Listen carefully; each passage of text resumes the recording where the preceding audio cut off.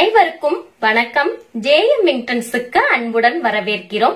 ஆடி மாதங்கிறது அம்மனுக்கே உரிய மாதம்னு நம்மளோட சேனல்ல ஒவ்வொரு பதிவுகள்லயுமே ஆடி மாத சிறப்புகளை பத்தி பாத்துட்டு இருக்கோம். அதுல நாம இன்னைக்கு பார்க்க போறது ஆடி 18ஆம் பெருக்கு.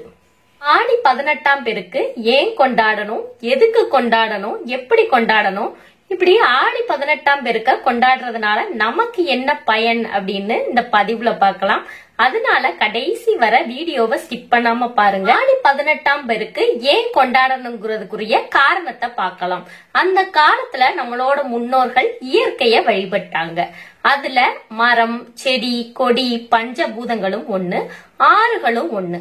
நம்ம ஊர்ல இருக்கக்கூடிய ஆறுகள், நீர்நிலைகள்லாம் இப்ப என்ன நிலைமையில இருக்கு? ரொம்பவுமே மோசமான நிலைமையில இருக்கு. நம்ம வீட்டுல என்ன வேஸ்ட் இருந்தாலும் சரி, குப்பையா இருந்தாலும் சரி, அங்கதான் ஆத்துலதான் கொண்டு போய் கொட்டுறோம்.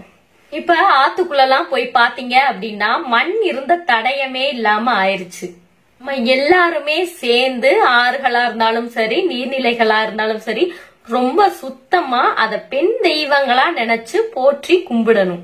என்னங்க ஆடி 18ஆம் பெருக்கு அப்படின்னு சொல்லிட்டு ஆறுகளை பத்தியும் நீர்நிலைகளை பத்தியும் பேசுறேன்னு யோசிக்கிறீங்களா?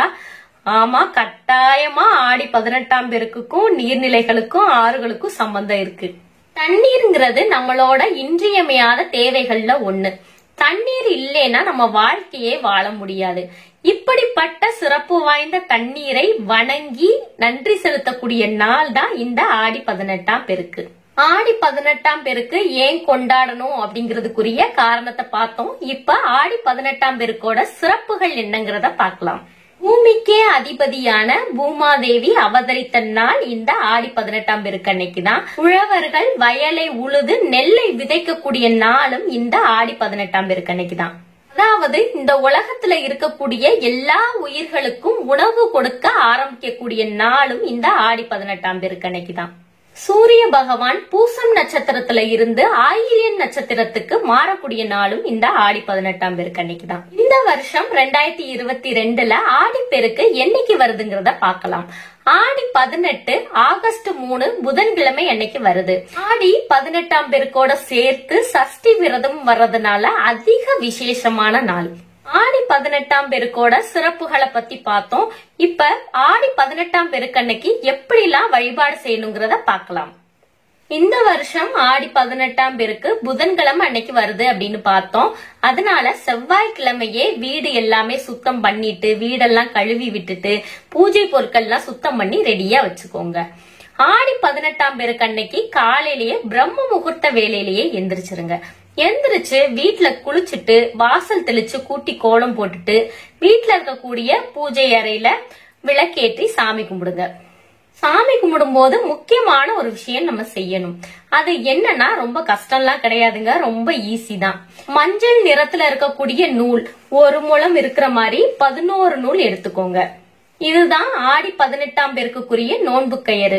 மஞ்சள் நிற நூல் இல்லாதவங்க வெள்ளை நிற நூலை கூட 11 நூல் எடுத்து மஞ்சள்ல தோய்ச்சும் நீங்க பயன்படுத்திக்கலாம். ஆடி 18ஆம் பெருக்கு அன்னைக்கு வழிபாட்டுக்கு என்னென்ன தட்டுகள்ல என்னென்ன பொருட்கள் வைக்கணும்ங்கிறத பார்க்கலாம். முதல்ல ஒரு தட்டு எடுத்துக்கோங்க. அதுல பழ வகைகள் வைக்கலாம். பழ வகைகள் வைக்கிறதுல கருப்பு திராட்சை தவிர நீங்க என்ன பழங்கள் கிடைக்குதோ அதை நீங்க வச்சு வழிபாடு செய்யலாம்.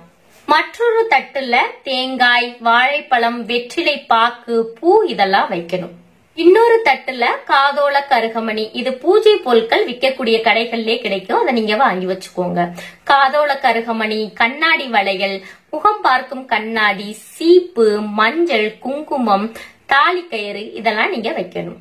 மற்றொரு தட்டுல கருப்பு கலர் இல்லாத பிளவுஸ் பீட்டா ஒரு 5 பிளவுஸ் பீட் வாங்கிக்கோங்க.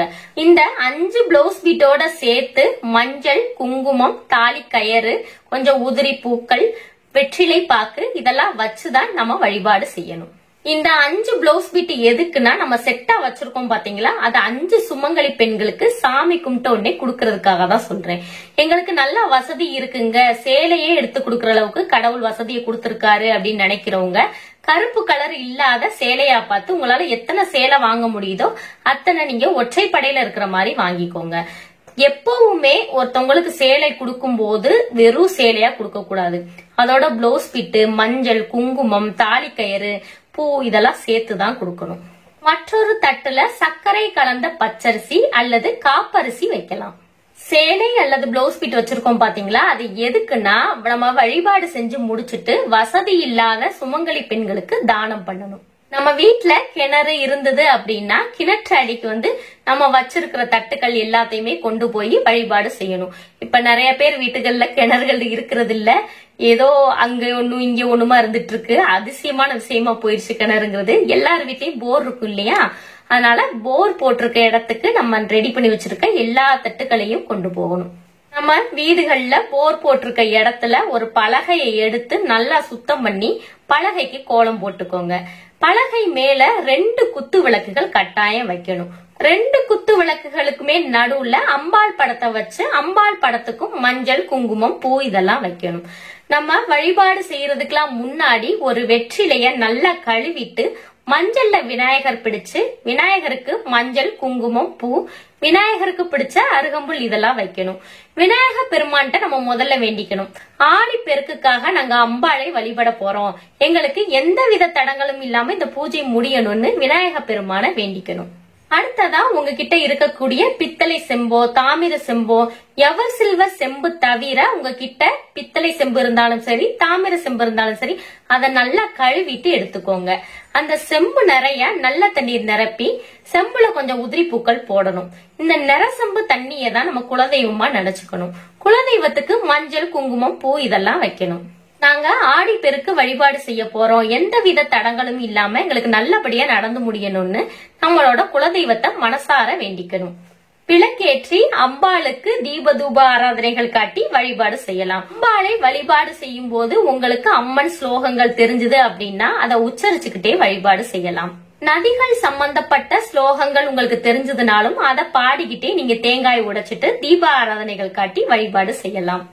அம்பாளை வழிபாடு செஞ்சு முடிச்சுட்டு நம்ம 11 நோன்பு கயிறு வச்சிருக்கோம் பாத்தீங்களா, அத பெண்கள் கழுத்துலயும் ஆண்கள் கையிலையும் கட்டிக்கிறணும். எங்க வீட்டுல 4 பேர் தாங்க இருக்கோம், 5 பேர் தாங்க இருக்கோம், மீதி கயிறு இருக்கே என்ன செய்யறது அப்படின்னு கேக்குறீங்களா? மீதி கயிறு இருந்தது அப்படின்னா அதை நீங்க தண்ணியில போட்டலாம், அப்படி இல்லைன்னா செடிக்கு அடியில போட்டுக்கலாம். செடியுமே இல்லைங்க, தண்ணியில போறதுக்கு வாய்ப்பு இல்ல, என்ன செய்யறது அப்படின்னு யோசிக்கிறவங்களுக்கு கால் மிதிப்படாத இடங்கள்ல நீங்க அப்புறப்படுத்திடலாம். இந்த நோன்பு கயிறை எப்ப நம்ம கலட்டணும் அப்படின்னா பூஜை முடிஞ்சு 3வது நாள். நம்ம புதன்கிழமை பூஜை செய்யறோம் பாத்தீங்களா, அதனால வெள்ளிக்கிழமை 3வது நாள் கணக்காயிருது. அதனால 3வது நாளான வெள்ளிக்கிழமை இந்த நோன்பு கயிறை கலட்டிட்டு தண்ணீர்ல போடலாம், இல்லைன்னா கால் மிதிப்படாத இடங்கள்ல நீங்க போட்டுடலாம்.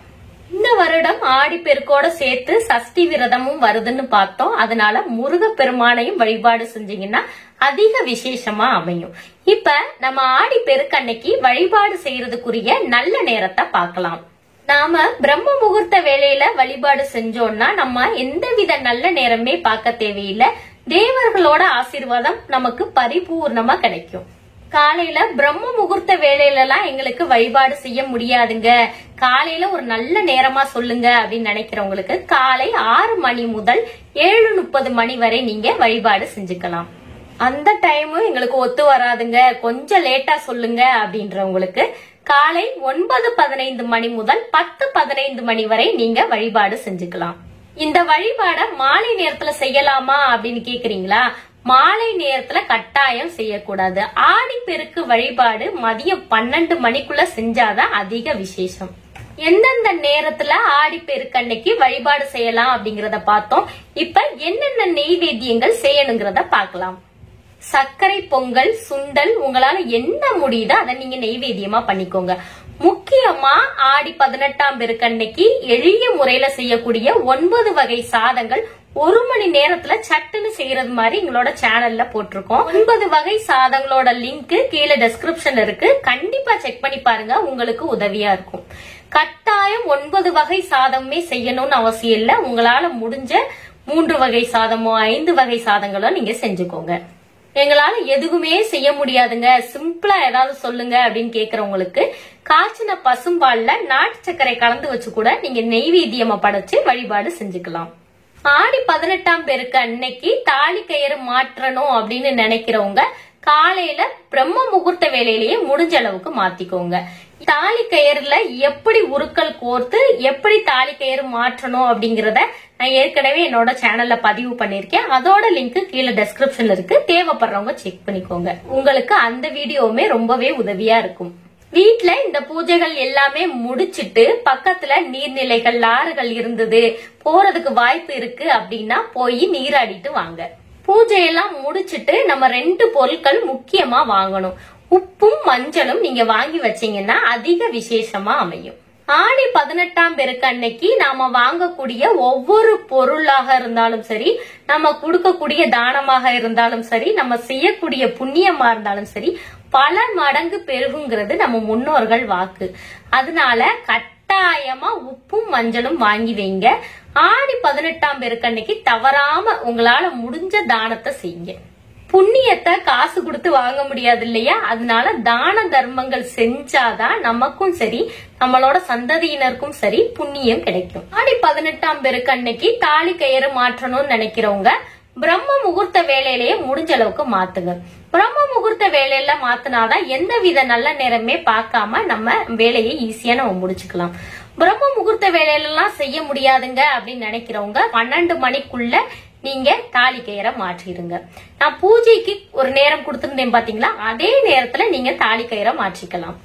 ஆடி 18ஆம் பெருக்கு அன்னைக்கு உங்களுக்கு தெரிஞ்சவங்க, வசதி இல்லாதவங்க, ஏதாவது மாணவர்கள் ஃபீஸ் கட்ட முடியாம இருக்காங்க அப்படின்னா அவங்களுக்கு ஃபீஸ் கட்டுங்க. ஃபீஸ் எல்லாம் நாங்க கட்டலங்க, நோட்டு புத்தகம் மட்டும் தானம் பண்ணணும்னு நினைக்கிறோம் அப்படின்னு நினைக்கிறவங்க நோட்டு புத்தகங்கள் தாராளமா ஆடி 18ஆம் பெருக்கு அன்னைக்கு தானம் பண்ணலாம். வஸ்திர தானம் பண்ணலாம், அன்னதானம் பண்ணலாம். எங்களால நிறைய பேருக்கு அன்னதானம் பண்ண முடியாதுங்க அப்படின்னு நினைக்கிறவங்க ஒரு 3 பேருக்குனாலும் ஒருவேளை சாப்பாடாவது நீங்க வாங்கி கொடுங்க.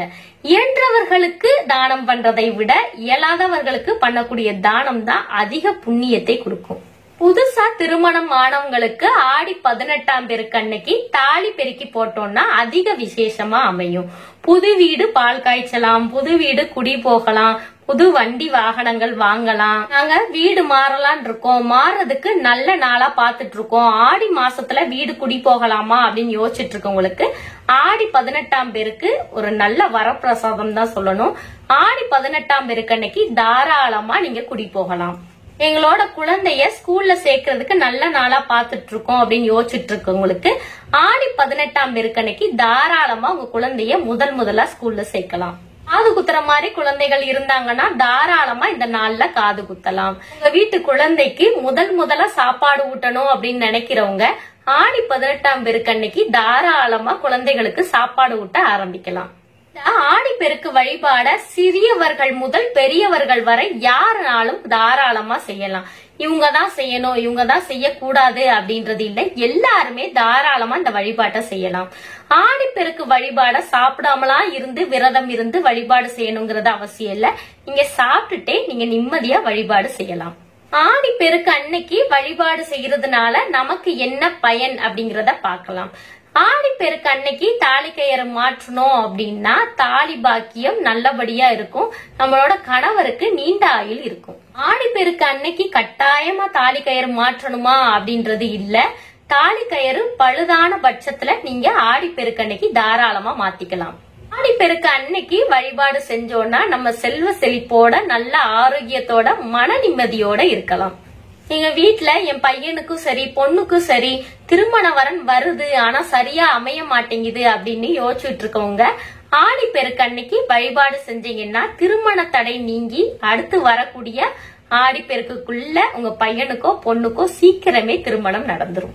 ஆடி பூரத்தன்னைக்கு அம்பாளை எப்படிலாம் வழிபாடு செய்யலாம், எப்படி அம்பாளுக்கு வீட்லயே வளைகாப்பு நடத்துறது, அன்னைக்கு என்னென்ன விஷயங்கள் கட்டாயம் செய்யணுங்கிறத என்னோட அடுத்த பதிவுல பார்க்கலாம். இந்த பதிவு பற்றிய சந்தேகங்கள் உங்களுக்கு ஏதாவது இருந்தது அப்படின்னா கமெண்ட் செக்ஷன்ல கமெண்ட் பண்ணுங்க. இந்த வீடியோ உங்களுக்கு பயனுள்ளதா இருக்கு அப்படின்னு தோணுச்சுன்னா உங்களோட உற்றார் உறவினர்கள் நண்பர்களுக்கு பகிர்ந்துக்கோங்க. இந்த வீடியோ உங்களுக்கு பிடிச்சிருந்ததுன்னா லைக் பண்ணுங்க, ஷேர் பண்ணுங்க, மறக்காம JM Mintrans சப்ஸ்கிரைப் பண்ணுங்க. நன்றி.